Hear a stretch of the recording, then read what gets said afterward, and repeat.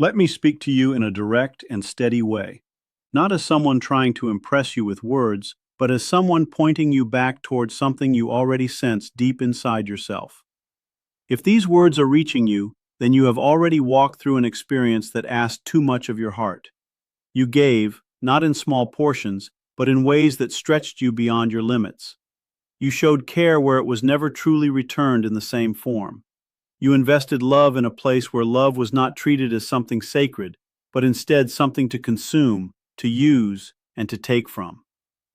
And I want you to really understand what happens on a deeper level, psychologically, emotionally, and even in that subtle energetic space between people, when someone like that loses a person like you. Every bond between two people begins before anything is ever spoken. There is an invisible exchange that forms through attention, emotion, and presence. Most people never notice it, but you do. You always did.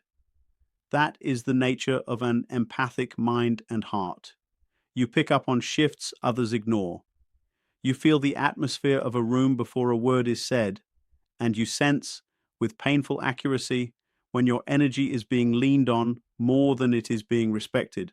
In relationships like the one you experienced, that sensitivity becomes both a gift and a burden, because while you were offering understanding, patience, and emotional stability, something else was quietly forming. Your consistency started to become expected, your forgiveness started to be assumed, your presence became something they relied on without fully valuing what it cost you. This is how emotional imbalance develops over time. It rarely arrives suddenly. It grows in small, almost invisible steps until one person is giving far more than they receive, and the other begins to depend on that imbalance without even questioning it. So when you finally stepped back, when you chose distance, when you removed yourself from that dynamic, something significant shifted. It was not just separation in a physical sense. It was the breaking of a psychological and emotional dependency that had formed underneath the surface. You were no longer there as a constant emotional supply.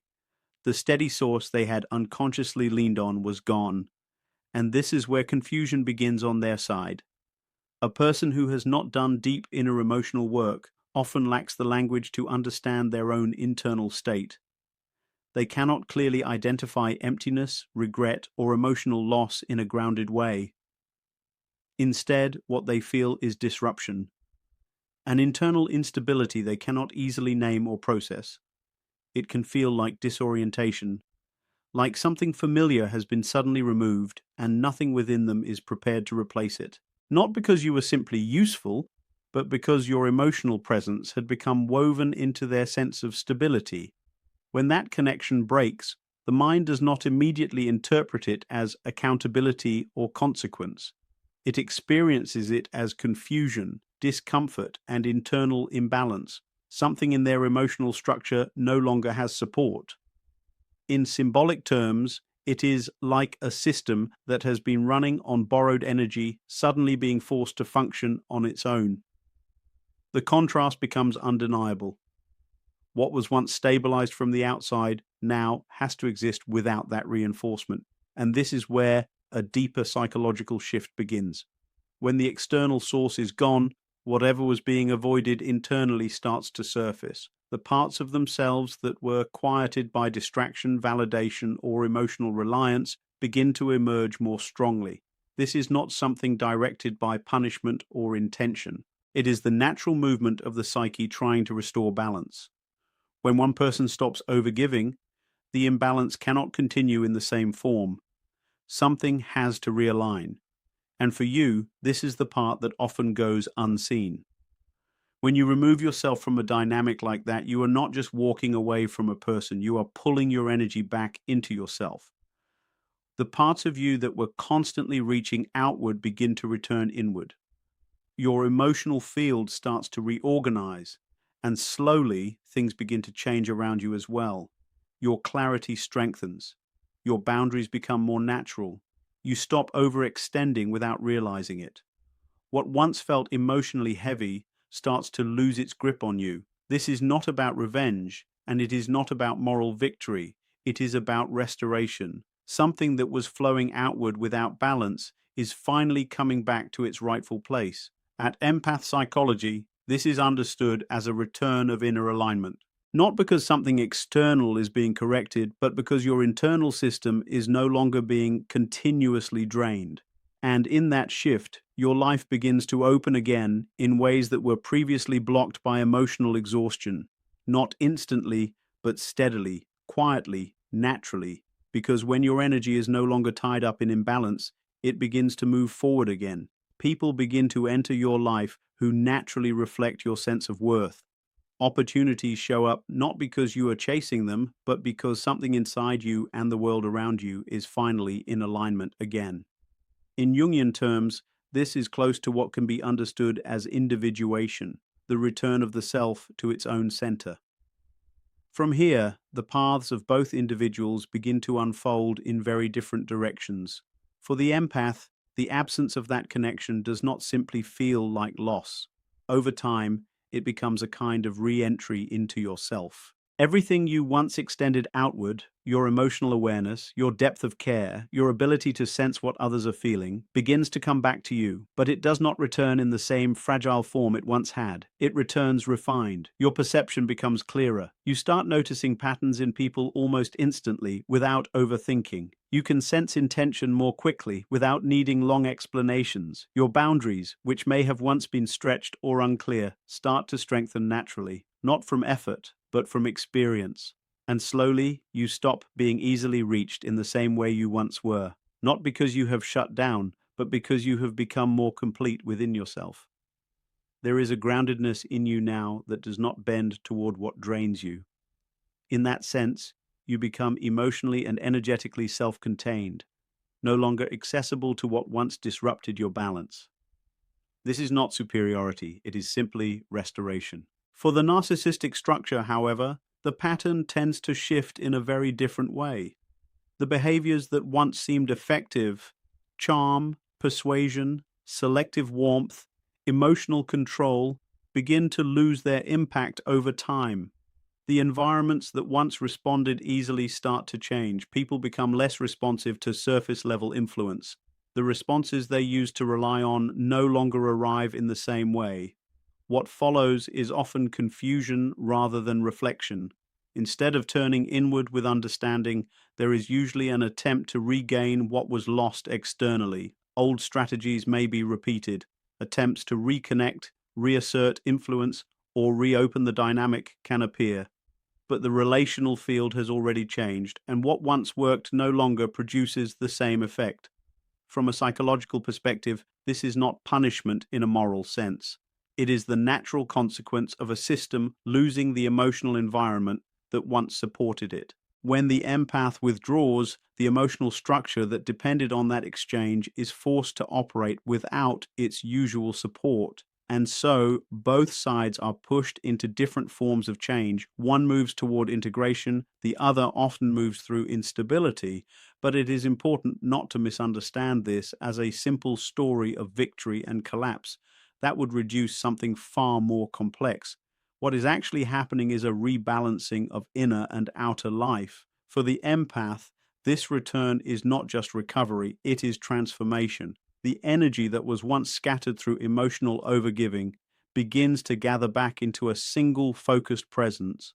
What once leaked outward in exhaustion becomes concentrated strength. And in that state, your inner world becomes more creative, more stable, and more self-directed. Grief that once felt heavy begins to shift into clarity. Silence becomes peaceful rather than painful. You no longer build your identity around emotional survival, but around emotional truth. New experiences begin to enter your life, not because you are searching desperately for replacement, but because you are finally in a state where alignment is possible again. Relationships that arrive now tend to feel different. They do not ask you to abandon yourself. They meet you where you are. This is the quiet return of authenticity, not dramatic, not loud, but deeply stable. And here is where the most important realization sits. This is not about revenge, comparison, or moral scoring. Your healing was never meant to be measured against someone else's downfall. If it becomes that, you lose the depth of what is actually happening within you.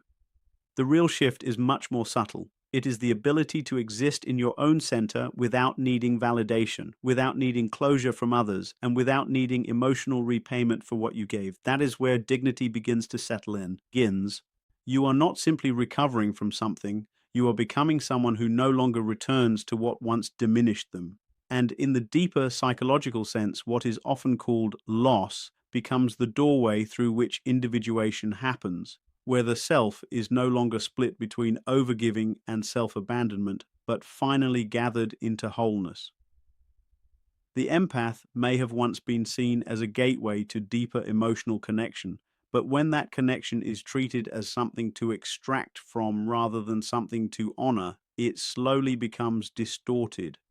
What could have been an opportunity for reflection and growth turns instead into dependency without awareness.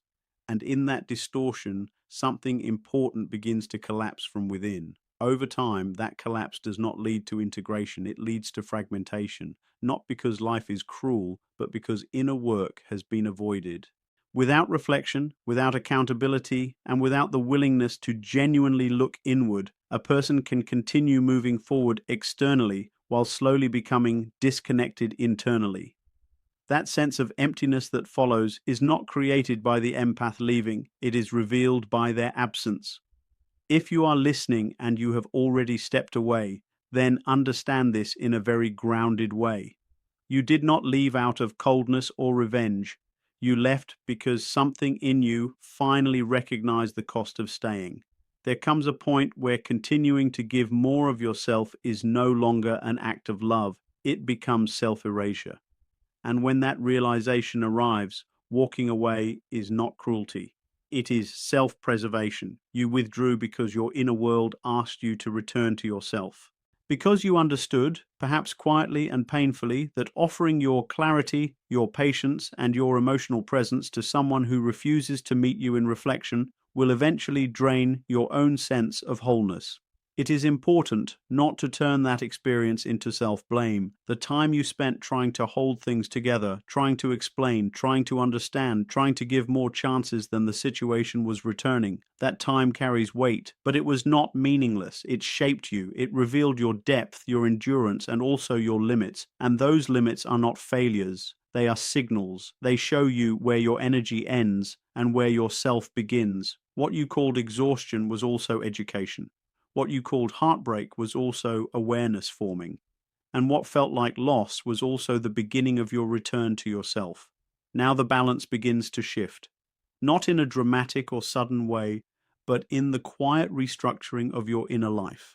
The energy that was once constantly moving outward in attempts to fix, explain, or sustain something unstable begins to return inward. And as it returns, you begin to feel more anchored, more aware, less available to dynamics that require you to abandon yourself in order to maintain them. There is a natural clearing that happens in this state. You start to see more clearly without forcing it. You recognize patterns earlier, you feel resistance sooner, and your boundaries become less like effort and more like instinct. From the perspective of empath psychology, this is understood as a return to internal alignment, not punishment, not reward, just realignment. A system coming back into balance after prolonged imbalance. And in that process, something important happens. Your sense of self stops being defined by what you are trying to hold together for others.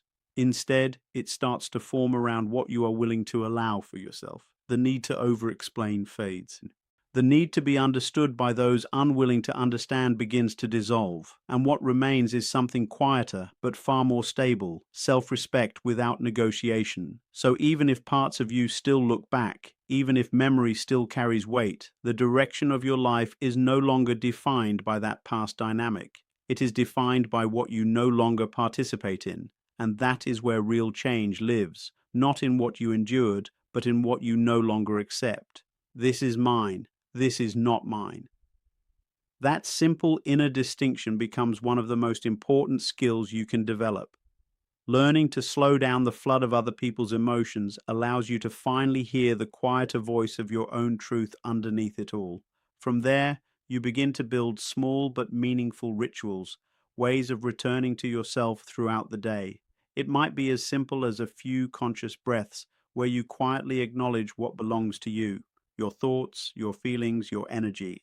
Or a moment in the evening where you mentally take inventory of your day and gently call your attention back from everything you absorbed that was never truly yours to carry. Even writing becomes a form of grounding, a notebook where you capture the moments you would have once ignored or dismissed, the subtle emotional shifts, the moments where you felt drained or suddenly clear or unexpectedly heavy. Over time, these practices are not small at all. They accumulate. They begin to reshape your inner world. Like steady construction, brick by brick, a new structure of self-awareness begins to form inside you, one that is no longer scattered or easily pulled outward, but grounded, stable, and quietly strong. And when someone from your past reappears with apologies, explanations, or carefully crafted words, you begin to relate to them differently. You no longer let language alone decide your response. Instead, you pay attention to something deeper, the state of your inner field.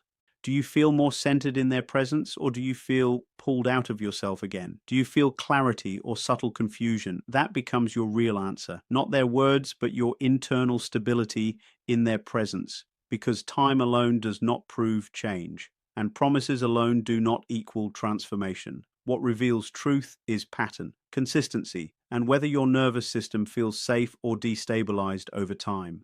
There is also a question many people reach at this stage: mercy. Should you wish harm on someone who hurt you? Should you hold anger as protection? But real mercy is not about excusing what happened, and it is not about reopening access to those who harmed your peace. True forgiveness is something quieter and more powerful than that.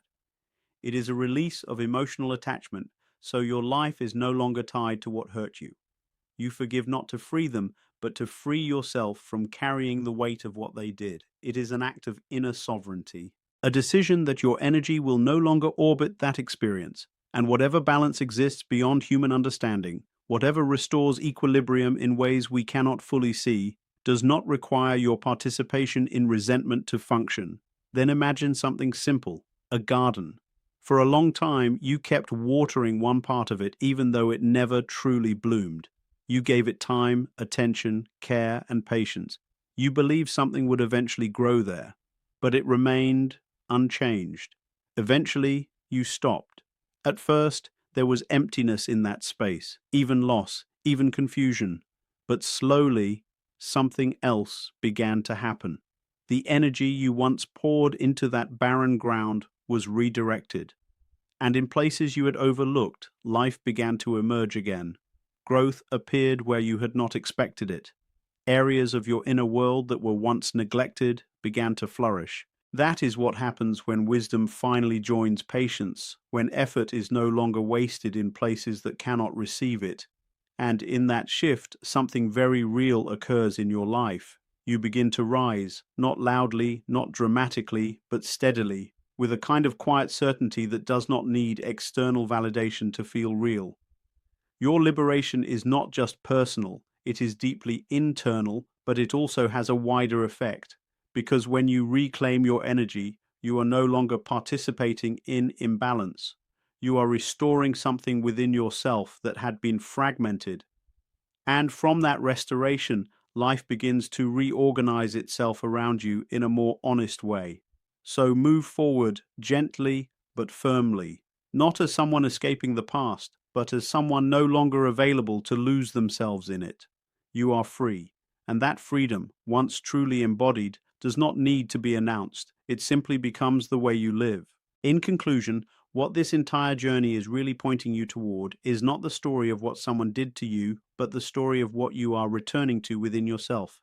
You did not lose yourself because you were weak. You were simply giving too much of your inner world to places that could not hold it in a balanced way. And once that imbalance is seen clearly, something important begins to shift. You stop living from overextension and start living from awareness. Walking away was not the end of love, and it was not an act of cruelty. It was the moment you chose to preserve your own emotional truth. In that choice, something deeper than separation took place. You began the process of reclaiming your energy, your clarity, and your inner stability. What once felt like confusion slowly becomes understanding.